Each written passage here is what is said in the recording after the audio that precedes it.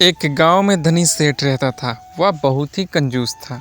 वह अपने यहाँ काम करने वाले मजदूरों को काम के बदले बहुत ही कम अनाज देता था, जिससे लोग किसी तरह अपना गुजारा करते थे। गांव वाले मजबूरी में सेठ के यहाँ काम करते थे, क्योंकि उनके पास अपना और अपने परिवार की जीवन यापन करने का दूसरा साधन नहीं था, क्योंकि शहर उस गांव से बहुत दूर था। और वह सेठ इसी मौके का फ़ायदा उठाता था और उनसे दिन भर मजदूरी करवाता था।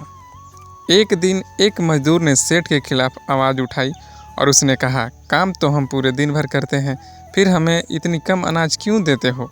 यह सुनकर सेठ गुस्से में बोला, तेरी इतनी हिम्मत, जाओ, मैं किसी का अनाज नहीं दूंगा। और सभी उदास हो गए। लाख मिन्नतें करने के बाद भी वह सेठ उन लोगों को अनाज नहीं दिया। वह मजदूर जो कि सेठ के खिलाफ आवाज़ उठाया था, वह खुद को दोषी मानने लगा और वह काफ़ी उदास रहने लगा।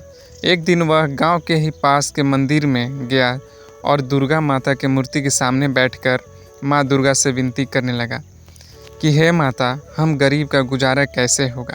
कोई ऐसी चमत्कार करो जिससे हमें अपने बच्चों की पालन पोषण करने में सहायता हो सके।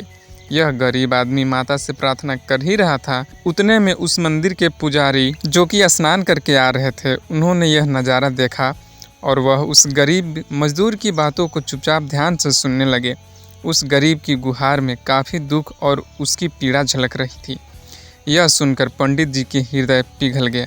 उन्होंने यह ठान लिया कि उस धनी सेठ को सबक सिखाना ही पड़ेगा। अगले ही सुबह पंडित जी सेठ के गांव की तरफ चल दिए और वह गांव में पहुंचते ही सबसे पहले सेठ की दुकान पर पहुंचते हैं और सेठ से कहते हैं कि एक बोरी अनाज हमें दे दो। सेठ एक बोरी अनाज तौलता है, उसके बदले पंडित जी उसे एक सोने का सिक्का देते हैं। यह देखकर के धनी सेठ काफ़ी खुश होता है और वह झट से उसे अपने हाथ में ले लेता है और निहारने लगता है। उसके मन में लालच जगता है कि आखिर ये पंडित जी के पास आया कहाँ से, और वह पंडित जी से पूछता है कि आपने यह सिक्का कहाँ से लाया?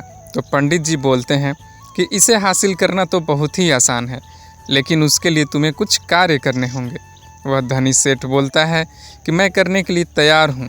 पंडित जी बोलते हैं कि अगर तुम मेरे कहे अनुसार करते हो तो तुम ऐसे लाखों करोड़ों सोने के सिक्के पा सकते हो। सेठ तो लालची था ही, वह झट से तैयार हो जाता है। फिर पंडित जी बोले कि तुम्हें रात के अंधेरे में माँ दुर्गे की मंदिर में अनाज से भरी बोरियां लाना होगा और उस मंदिर में चढ़ाना होगा।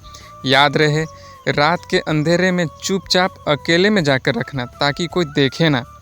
और सुनो, जितनी ज़्यादा अनाज लेकर के आओगे तुम्हें उतनी ज़्यादा सिक्के प्राप्त होंगे।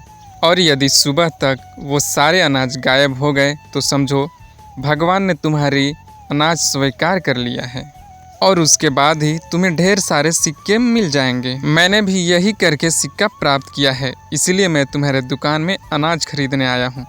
सेठ लालच से भरा पड़ा था, उसे तो बस ढेर सारे सिक्के दिखाई दे रहे थे। वह ऐसा करने के लिए तैयार हो गया।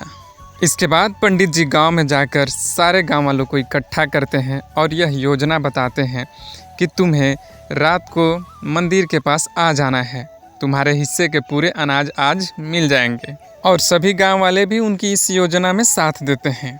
इसके बाद पंडित जी के बताए अनुसार सभी रात का इंतज़ार करने लगते हैं। इधर धनी सेठ भी रात का इंतजार कर ही रहा था कि ठीक 7 बजते ही चुपके से ढेर सारा अनाज लेकर मंदिर में पहुंच गया और गांव वाले भी पंडित जी के साथ छुपकर यह नज़ारा देख रहे थे।